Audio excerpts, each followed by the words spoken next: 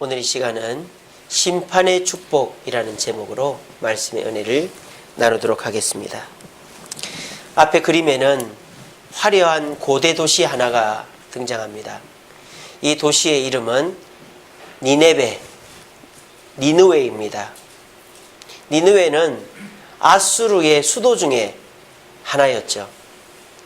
이 니느웨가 지금으로부터 2700년 전에 있었던 도시입니다. 2700년 전에. 근데 이 도시가 얼마나 화려하고 대단했던지 요나서에 보니까 이 니느웨 성에 사는 사람들의 숫자가 몇 명이었다라고 되어 있죠? 12만 명이나 된다라고 되어 있습니다. 그러니까 이 니느웨 성은 고대 도시 중에서 가장 화려하고 가장 붐비는 도시 중에 하나였다라는 것이죠. 그런데 이 니느웨가 612년, BC 612년에 멸망하게 됩니다. 그래서 아수르란 나라는 역사책에 없는 나라가 되어버렸어요. 얼마나 철저하게 멸망을 했던지.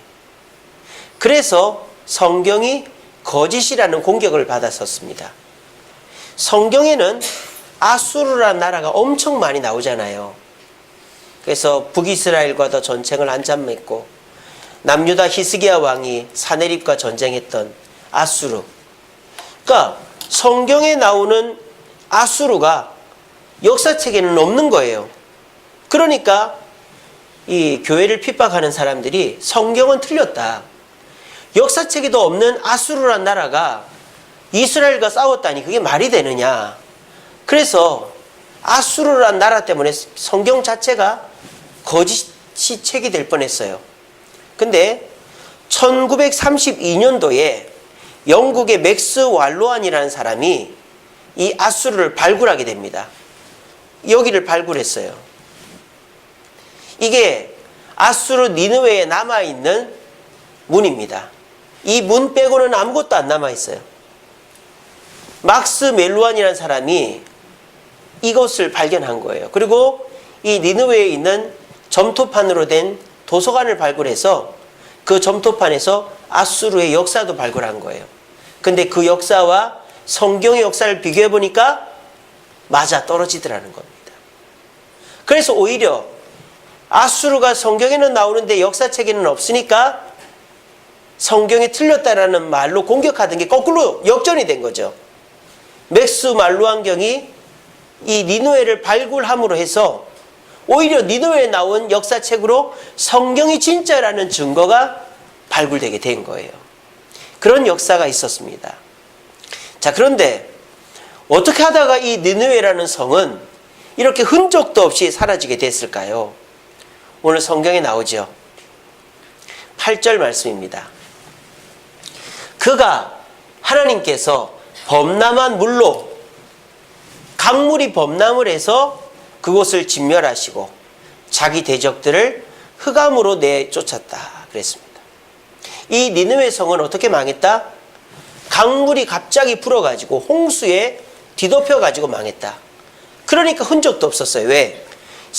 니느웨라는 도시 자체가 토 사이에 파묻혀서 없어졌거든요. 여러분들은 도시가 어떻게 토 사이에 파묻혀서 없어질 수 있는가 이해가 안 되시죠? 저는 그런 데를 가봤어요. 필리핀에 가면 피나투보 화산이라는 화산이 있습니다. 그 화산이 터졌어요. 90 몇 년도에. 그래서 그 화산재하고 용암이 도시를 덮어가지고 도시가 없어졌어요. 제가 거기를 가보니까 진짜 아무것도 없더라고요. 근데 이 화산재하고를 파보면 사람들이 살던 집터가 나온다는 거예요. 마치 우리나라 이렇게 댐 만들고 이 호수로 수몰된 지역 있지 않습니까? 그런 것처럼 강물이 범람을 해서 니느웨라는 도시 자체가 이렇게 진흙으로 덮여가지고 없어져 버린 거예요. 그러니까 사람들이 니느웨가 없어지니까 니느웨 도서관에 있던 역사책도 없어졌고, 그러니까 아수르란 나라의 역사 자체를 몰랐던 것이죠. 이 니느웨가 범람한 물로 멸망할 것이다 라는 내용이 어디에 기록되어 있습니까? 바로 오늘 저와 여러분들이 읽었던 이 나훔서에 기록이 되어 있는 거예요. 아수르란 나라는요, 이스라엘과 뗄 수 없는 나라입니다.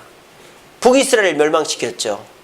남유다를 멸망시키러 왔다가 히스기야한테 18만 5천이 죽음으로 아수르가 멸망을 해버려요. 바빌론에게.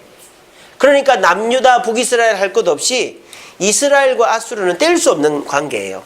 그러다 보니까 아수르에 대한 예언의 성경책이 두 권이 있어요. 어떤 책이 있죠? 첫 번째 책은 요나서가 있고요. 두 번째 책은 바로 우리가 오늘 읽은 나훔서가 있는 거예요. 이 두 권의 책이 이스라엘에 대한 예언이 아니라 아수르의 수도 니느웨에 대한 예언의 책입니다. 근데 내용은 정반대죠. 요나서는 어떤 내용이죠? 니느웨를 어떻게 하는 내용? 그렇죠. 용서해주고 구원해주는 내용이죠. 그래서 요나가 아수르 니느웨의 타락을 경고하러 갔는데 니느웨 왕과 신하들이 죄를 뒤집어쓰고 상복을 입고 용서를 구하잖아요. 그래서 하나님이 이방 아주 타락한 나라 아수르인데도 불구하고 용서해 주었어요. 그런데 나훔서에 와서는 하나님이 심판을 하시겠다고 한 겁니다. 왜? 그들이 변화가 되지 않았으니까. 그래서 이 니느웨라는 도시는 하나님께서 구원도 해 주셨다가 철저하게 흔적도 없이 심판하신 유일한 도시가 되겠습니다. 그래서 이 니느웨는 우리가 살펴볼 가치가 있는 거예요. 특별히 오늘은 요나서가 아니라, 우리 요나서는 설교를 많이 들었으니까 나훔서를 통해서 심판에 대해서 한번 생각해 보고자 합니다. 이 나훔서에 나오는 니느웨의 심판은 심판에 대한 하나님의 뜻과 계획을 알 수 있는 중요한 자료가 됩니다. 하나님은 심판을 왜 하시고 어떻게 하시고 그 심판을 피하려면 어떻게 해야 되는가 하는 내용이 나훔서에 그대로 나와 있어요. 그래서 저와 여러분들이 이 나훔서를 자세히 살펴보면 심판에 대해서 우리가 어떻게 이해해야 하고 심판을 우리가 어떻게 대해야 하고 어떻게 피할 수 있는가가 나오게 됩니다. 한번 생각해 봅시다. 여러분들 심판하면은 어떤 생각이 드세요? 심판을 받고 싶으십니까? 받기 싫으십니까? 받기 우리 다한이는 받기 싫다고 그러네요. 근데요, 최근에 사법고시가 폐지가 됐어요. 우리나라에서 최고로 어려운 시험이 사법고시입니다. 근데 그 사법고시를 치르게 해달라고 데모하는 사람이 있어요. 누굴까요? 5년, 10년, 15년, 20년 사법고시 공부를 한 고시생들이에요. 웃기지 않습니까? 우리나라에서 최고로 어려운 시험을 국가에서 없애줬는데 그 시험을 치겠다라고 하는 사람들이 있어요. 왜 그럴까요? 그 사법고시를 준비를 했기 때문입니다. 심판은 준비한 사람에게는 기대가 되는 것이고 준비 안 한 사람은 겁이 나고 하기 싫은 거예요. 우리 다한이는 심판이 싫은 거 보니까 공부 잘하기는 그런 것 같아요. 시험을 싫어하니까. 저는 시험 치는 거 좋던데. 예. 심판이 무섭고 두렵고 거부하고 싶다라는 거 우리 본능이죠. 본능. 우리 인간의 본능입니다. 우리 인간은 죄인이었으니까. 근데 여러분 그 생각에서 깨어야 돼요. 여러분들은 더 이상 심판을 두려워할 필요가 없어요. 어떤 사람이 태국에 여행을 갔는데 코끼리를 파는 상인을 만났습니다. 요만한 코끼리, 새끼 코끼리. 그래서 그 새끼 코끼리가 너무 불쌍해서 그 상인에게 돈을 주고 새끼 코끼리를 풀어주라 그랬어요. 그 돈을 주고 새끼 코끼리를 풀어줬는데 그 새끼 코끼리가 어떻게 하고 있다고 제가 그랬어요. 목줄이 묶인 상태로 있었어요. 근데 그 외국 사람이 돈을 줘서 풀어줬는데 새끼 코끼리는 말뚝 주변을 계속 뱅글뱅글 돌고 있더랍니다. 목줄이 묶여있던 채와 똑같이. 그게 저와 여러분들이에요. 우리들은 예수 믿기 전에는 마귀의 자녀였고 마귀의 뜻대로 살다 보니까 심판이 두려울 수밖에 없어요. 왜? 심판받으면 지옥 가니까. 심판받는 것은 우리에게 저주고 재앙이니까. 근데 저와 여러분들은 이제 하나님의 백성이 되었습니다. 하나님의 백성에게 심판은 축복의 자리고 영광된 자리고 천국 가는 자리예요. 근데 저와 여러분들이 본능적으로 심판 싫어, 무서워, 나중에 받으면 안 돼 라고 생각하는 것은 우리가 아직 참된 그리스도인이 안 되었거나 그리스도인으로서의 삶을 살지 못하고 있다는 뜻입니다. 마치 학생들 중에서 시험이 다가올수록 두려워하는 학생들이 있고, 물론 많은 학생은 아니겠지만 시험 날짜를 기다리는 학생들도 있어요. 어떤 학생들이 시험 날짜를 기다립니까? 열심히 공부한 애들은 빨리 시험 치고 말았으면 좋겠다라는 거죠. 여러분, 심판을 두려워하지 마십시오. 심판은 우리에게 축복의 날입니다. 그래서 오늘 설교의 제목이 심판의 축복이에요. 심판이 있어야 우리가 진짜라는 게 표가 납니다. 심판 때 저와 여러분들이 교회 나오고 헌금하고 봉사하고 말씀 읽고 기도하고 이렇게 금요기도 나온 것이 다 열매를 맺는 거예요. 심판 때에. 안 그러면 우리는 지금 세상 사람들이 볼 때 헛수고만 하고 있는 것이 되는 것이죠. 그러므로 우리 참된 그리스도인들은 심판을 두려워해서 되는 게 아니라 심판을 기대하고 심판을 준비해야 되는 것입니다. 그래서 오늘 이 시간에 한 가지 분명히 기억을 하십시오. 우리는 심판을 두려워할 필요가 없다. 그리고 심판은 곧 우리에게 축복이다 라는 사실을 분명히 기억하시는 저와 여러분 되기를 간절히 바랍니다. 자, 그렇다면 오늘은요, 그 심판은 왜 일어나고 심판은 어떻게 일어나고 그 심판 앞에 우리는 어떻게 행동해야 되는지를 나홈서를 통해서 살펴드릴게요. 그래서 여러분들 오늘 이후로부터 주님의 심판을 기대하시기 바랍니다. 저는 중고등학교 때는 공부를 잘 못했는데 대학교 가서는 공부를 잘했어요. 왜냐? 중고등학교 시험은 암기하는 게 많은데 저는 암기를 잘 못하거든요. 특별히 저는 수학을 엄청 못합니다. 제가 대학 수학능력시험 첫 번째 해인데요. 저 합 안에 74년생은 학력고사 세대고 저는 수능 세대예요. 근데 저는 수능을 2번 봤어요. 수능 첫 번째 해에 수능도, 전사님 그렇죠? 학력고사입니까? 나이는 나하고 똑같은데? 예, 한 해 학교 일찍 들어가셨나 보네요. 수능을 2번 봤어요. 8월 달에 한 번 보고 11월 달에 한 번 보고. 근데 제가 8월 달에 수능을 봤는데 수학이 24점인가 나왔어요. 아마 그때 120점 만점인가 그랬을 텐데. 국어는 제가 하나인가 2개 틀렸어요. 그래가지고 제가 11월 달 수능 볼 때까지 수학만 했어요. 그때 정석이라는 책이 있어요. 정석만 내리떠 팠어요. 어떻게 됐을까요? 20점도 안 나왔어요. 차라리 찍었으면 더 점수가 잘 나왔을 텐데. 제가 그 정도로 수학을 못했습니다. 그러니까 중고등학교 때 수학이 아니고 사회, 역사, 국어, 영어 이런 데서 성적을 올린 거를 과학, 수학 이런 데서 점수를 다 깎아먹는 거예요. 그래가지고 성적이 좋지는 못했어요. 근데 이제 제가 대학을 갔는데 저는 국어교육과니까 다 논술 쓰는 거잖아요. 그거 제가 기가 막히게 하는 거예요. 그래가지고 맨날 하면은 A 맞고 A 뿔 맞고 그렇게 했었어요. 그러니까 저는 시험 볼 때마다 기다려지는 거예요. 시험이 치고 싶은 거예요. 왜? 저는 지금은 맨날 설교를 하는 사람입니다만 옛날에는 별로 말도 없고 그냥 친구도 별로 없고 왕따는 아닌데 내가 다 왕따 시키는 그런 스타일이었거든요. 그러다 보니까 제가 별로 드러나질 않아요. 근데 시험만 보면은 사람들이 저를 보면 와 하는 거예요. 제가 저랬나 싶은 거예요. 저는 이제 공부하는 스타일이 어떠냐면은 무슨 책 한 권을 갖고 시험을 본다. 그러면 그거를 여러 번 읽어요. 읽은 다음에 그걸 정리를 하는데 A4지 한 장을 4등분해서 깨알같이 써요. 와, 이게 깨알같이 써서 이것만 보고 다녀요. 이렇게 달달달달 외워요. 이거를 그냥 글자를 외우는 게 아니라 이 구조를 개요를 이렇게 눈에 찍듯이 외워요. 그리고 난 다음에 논술 시험은 그걸 그대로 옮겨 쓰면 되는 거거든요. 국어는 그냥 내가 한 거를 그대로 옮겨 쓰는 거예요. 그러면 성적이 저는 항상 좋은 거죠. 그러니까 저는 시험 볼 때마다 시험이 기다려지고 시험 보고 나면 내 존재 가치가 올라가니까 그래서 제가 3학년 때 학생회장도 했어요. 1학년 때는 제가 누군가 맨날 그랬었는데 제가 교회 다니고 술도 안 먹고 이랬는데도 3학년 때 학생회장을 시켜주더라고요. 시험이라는 거는 심판이라는 거는 자기가 준비하면 준비할수록 맞이하고 싶은 거예요. 맞이하고 싶은 거예요.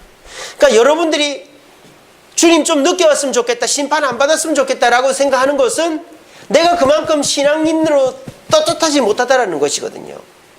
그러니까 오늘 이 시간에 여러분, 심판은 곧 옵니다. 이제 여러분들이 오지 말라 그래도 심판이 올 때가 됐어요. 기왕 심판을 맞이할 거면 준비하고 맞이하는 게 안 낫겠습니까? 손바닥을 맞으려고 그래도 몇 번 이렇게 비벼놓고 맞아야 별로 안 아프지. 그냥 얼떨결에 맞으면 엄청 아파요. 심판을 맞이할 때 준비된 상태에서 맞이해야 됩니다. 오늘 이 본문이 여러분들이 심판은 왜 임하고 어떻게 맞이해야 되고 준비해야 될까에 대해서 제가 가르쳐 드립니다.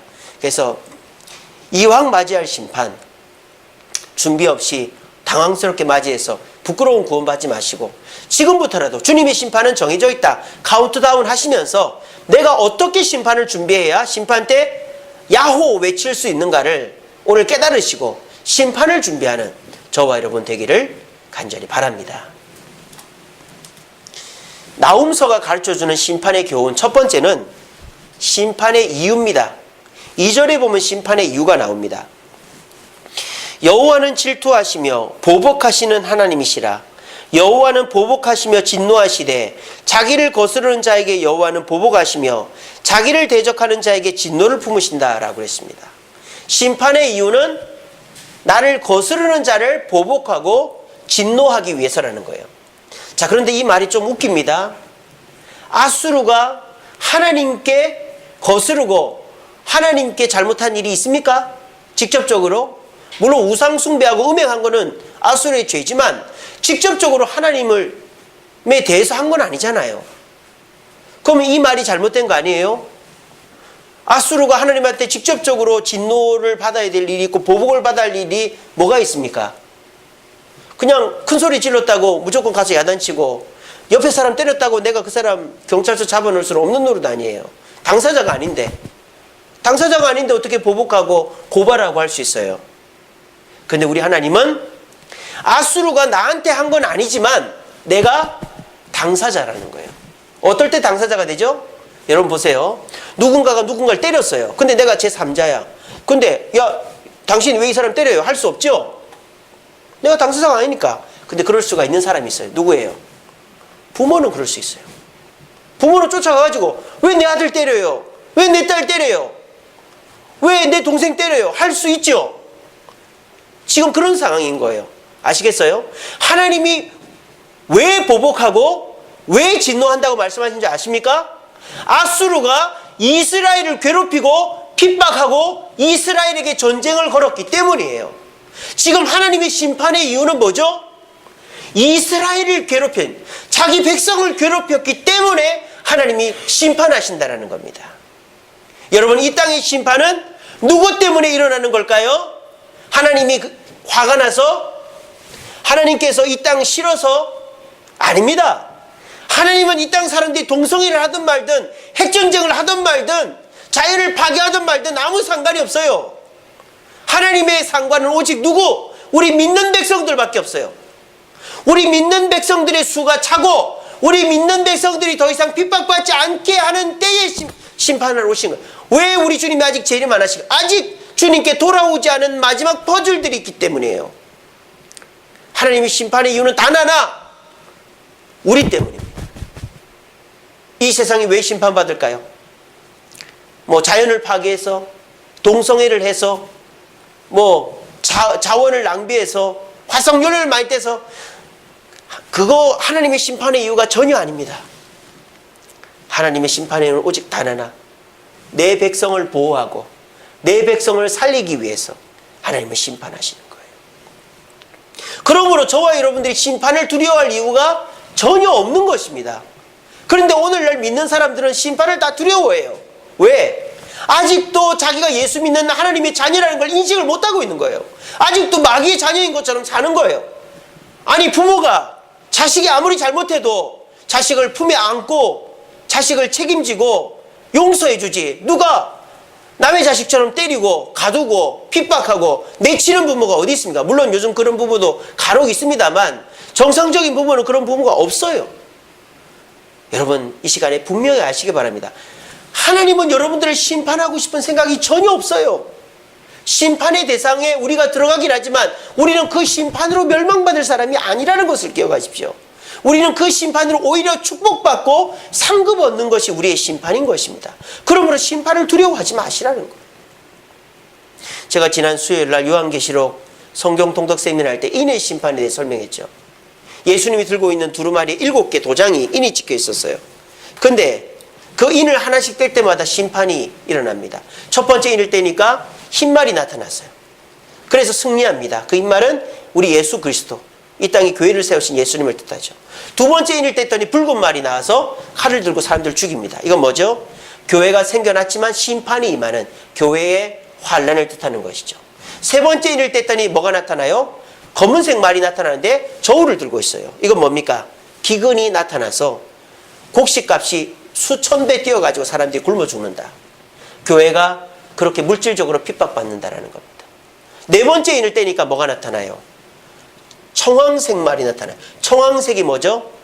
노라면서 푸른색, 시칠색을 말하는 거 청황색. 그러니까 성도들이 순교당한다 이 말이에요. 그래서 7인의 심판은 교회가 이 땅에서 당하는 심판을 상징적으로 풀어놓은 거예요.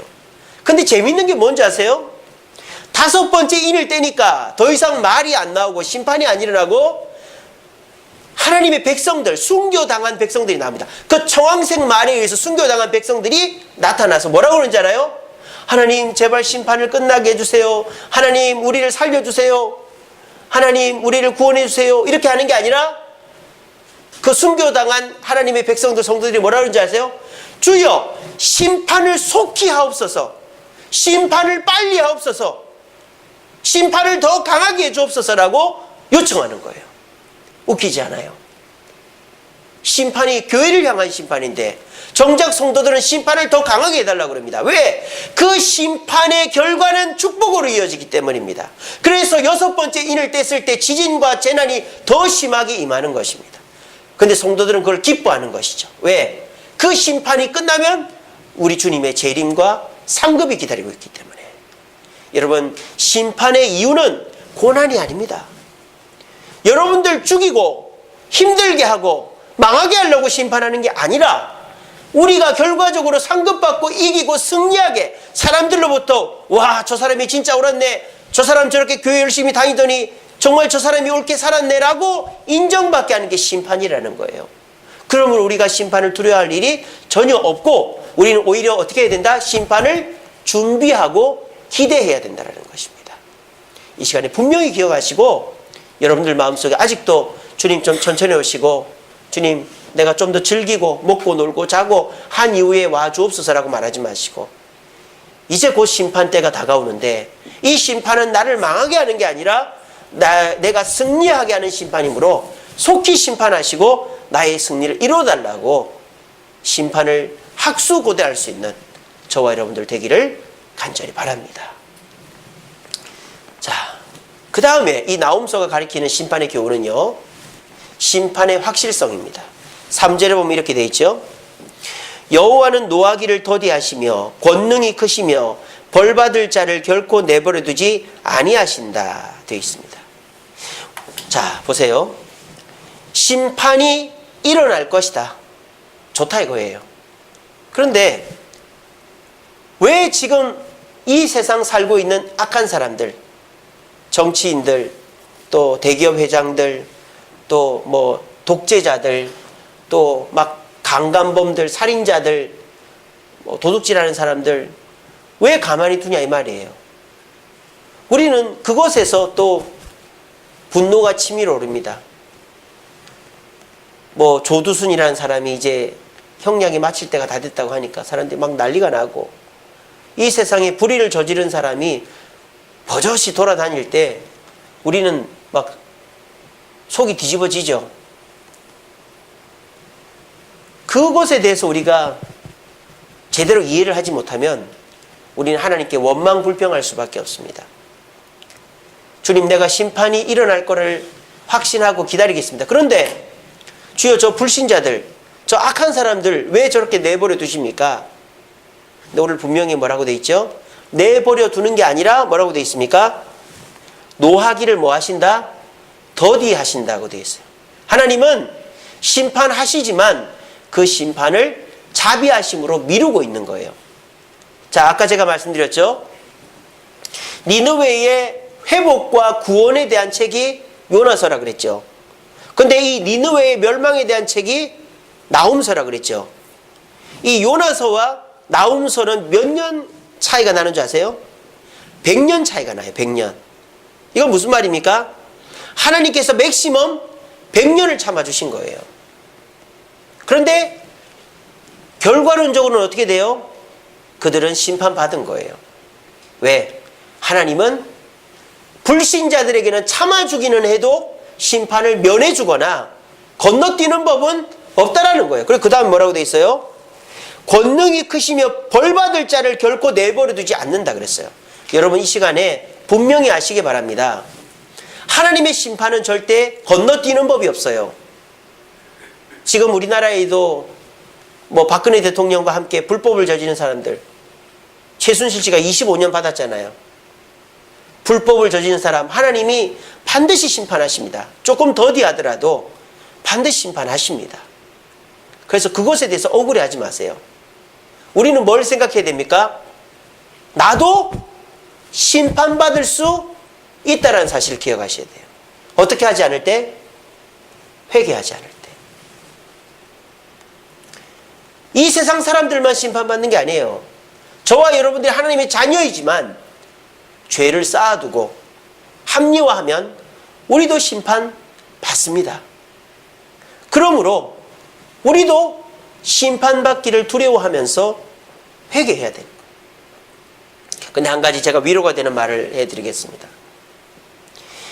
요나서와 나훔서의 간격은 100년이라 그랬죠. 하나님이 불신자들, 악한 사람들을 참아줘도 맥시멈 100년이야 이라고 그랬습니다.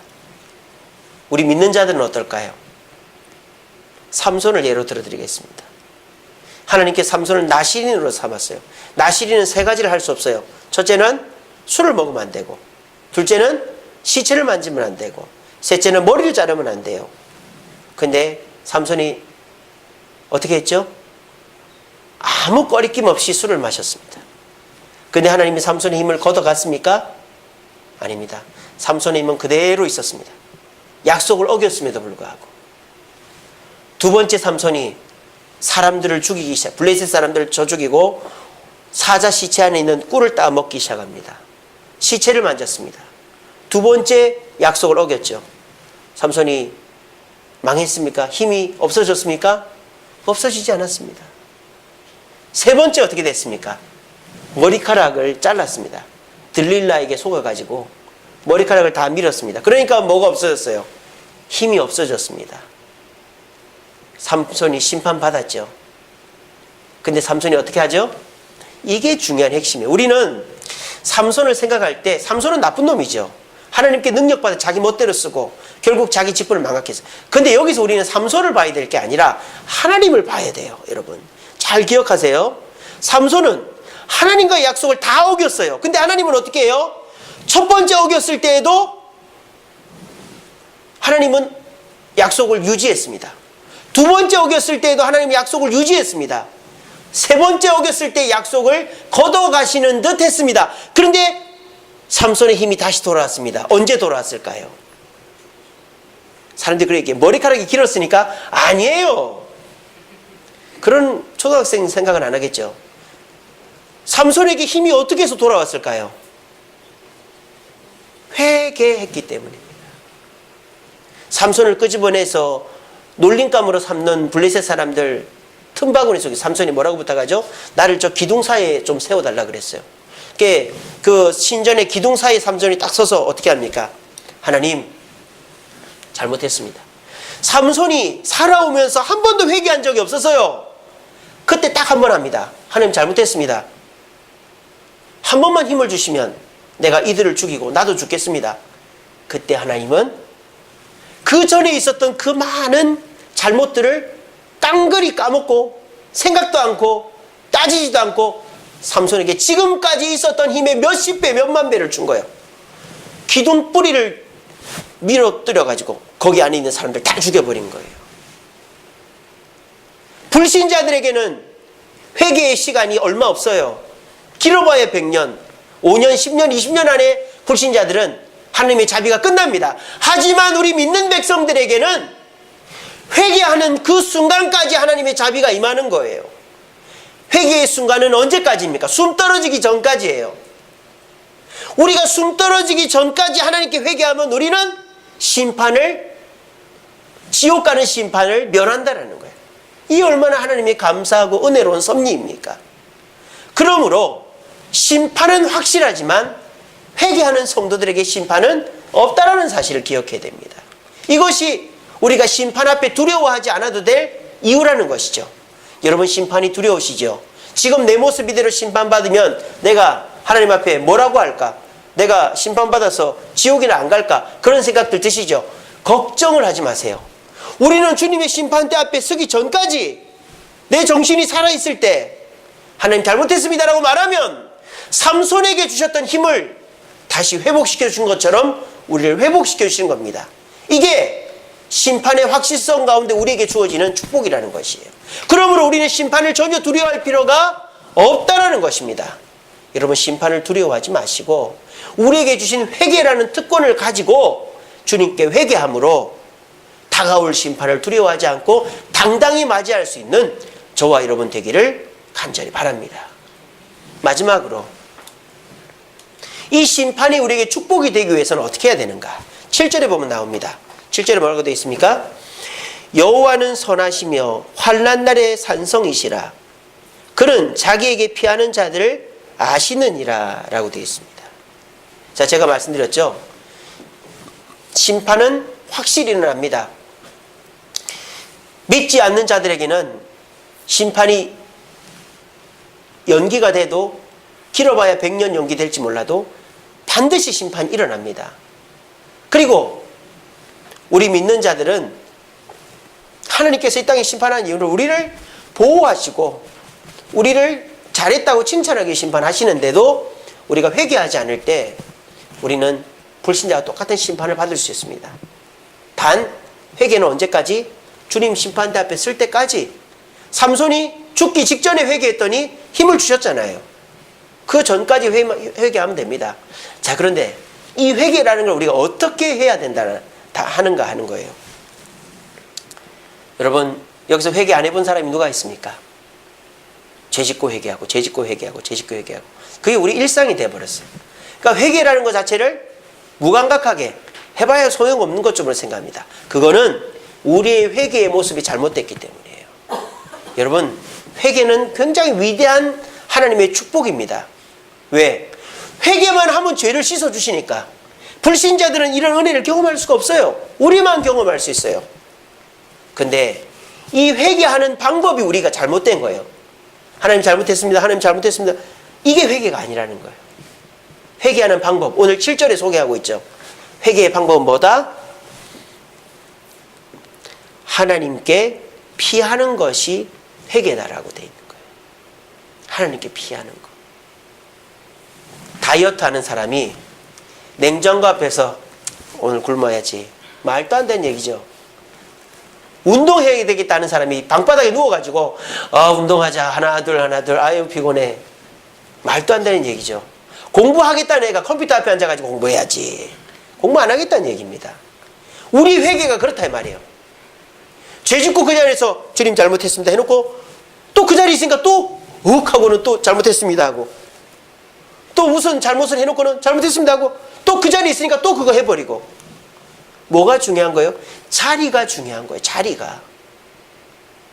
저는 점심을 안 먹습니다만은 저는 하루 종일 아침에 9시에 와가지고 6시까지 여기 있습니다. 마음만 먹으면 하루 종일 아무것도 안 먹을 수 있어요. 왜? 여기는 먹을 게 아무것도 없어요. 아무것도 없어요. 물론 창고에 라면이 있지만 귀찮아서 안 끓여 먹습니다. 그리고 슈퍼가 여기 옆에 있지만 구멍가게 너무 비싸요. 하이웨이 마트까지 길을 건너서 가야 되니까 귀찮아서 안 가요. 그러니까 저는 마음만 먹으면 다이어트를 마음껏 할 수 있어요. 교회에만 있으면. 왜? 교회는 아무것도 먹을 게 없거든요.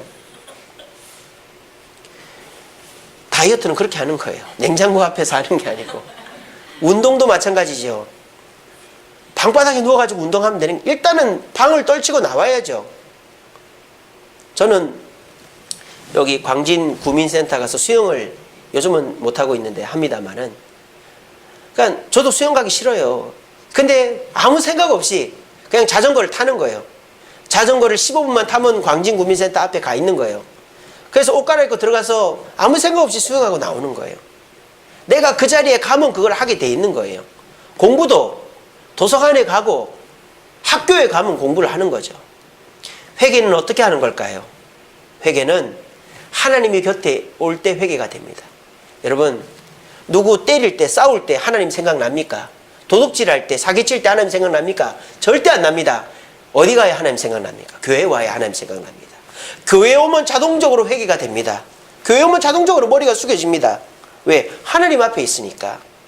회개는 어떻게 하는 거예요? 부지런히 교회를 나오면 되는 거예요. 그래서 제가 오늘 결론적으로 말씀드린 게 뭐냐, 심판을 가장 잘 준비하는 방법은 교회를 자주 오는 거예요. 교회를 자주 오면 돼요. 새벽에 오고 수요일날 오고 금요일날 오고 주일날 오고, 교회를 자주 오면 말씀을 듣고 기도를 하면서 내 자신을 돌아보고 회개하고 심판을 준비하게 돼요. 하루 종일 교회 오라는 거 아닙니다. 여러분들이 할 수 있는 시간 내에만 교회를 오세요. 그 교회 오기가 너무 힘든 분들은 뭐 자기 의지가 중요하겠지만 자기 사무실이나 집에서라도 성경을 읽고 기도를 하세요. 하나님과 만나는 시간들을 많이 가지세요. 교회를 오든지 하나님을 만나는 시간을 많이 가지는 사람은 자동적으로 심판을 준비하게 되어져 있습니다. 음식이 없는 곳에 가면 자동적으로 다이어트가 돼요. 음식이 있는 곳에 가면 다이어트가 안 돼요. 여러분, 회개는 어떻게 하는 거다? 음식 앞에 놓고 다이어트 해야지, 방바닥에 누워서 운동해야지, 컴퓨터 앞에서 공부해야지, 이건 회개가 아니에요. 회개는 음식이 없는 곳에서 다이어트하고 운동장에서 운동하고 도서관에서 공부하는 게 진정한 회개인 것입니다. 이렇게 하면 우리는 심판을 준비하게 됩니다. 나훔서가 우리에게 주는 교훈입니다. 여러분, 심판은 멀리 있지 않습니다. 세상 돌아가는 거 보세요. 여름에 엘니뇨 말고 라니냐라는 현상이 있어요. 그래서 오징어가 안 잡힌다잖아요, 칠레에서는. 요즘 세상이 어떻게 돌아가는지 모르겠어요. 심판이 곧 옵니다. 근데 많은 그리스도인들은 옛날보다 신앙생활이 더 엉망이에요. 사탄 마귀가 얼마나 믿는 사람들을 끄집어내리고 있는지 몰라요. 그런데 그런 환경임에도 불구하고 이 금요 기도회의 시간에, 이 연말에, 이 불금에 교회를 나온 여러분들은 축복받으신 건 줄 믿으시길 바랍니다. 왜? 이 자리에 나왔으니까 이런 설교를 듣죠. 이 자리에 나왔으니까 심판이 있다는 걸 알죠. 이 자리에 나왔으니까 심판을 준비하죠. 예수 믿는 사람도 이 시간에 다른 데 있으면 회개할 생각이나 하고 심판에 대해서 생각이나 하겠습니까? 여러분들은 복된 사람들입니다. 여러분, 심판은 곧 옵니다. 심판은 두려운 것이 아닙니다. 우리를 위한 하나님의 보복이요 진노입니다. 우리를 위한 겁니다. 그런데 우리가 그 심판의 대상이 되는 것은 회개하지 않을 때 되는 거예요. 회개는 어떻게 하는 거다? 주님 곁에 있는 겁니다. 주님과 자주 만나면 회개가 자동적으로 돼요. 그렇게 하면 우리는 자동적으로 심판을 준비해서 심판 때 상급받고 떳떳하고 자랑스러운 거예요. 부디 오늘 이 자리에 오신 여러분들은 심판대 앞에 설 때에 부끄러워하지 마시고 자랑스럽게 심판대 앞에 서서 주님께 할렐루야!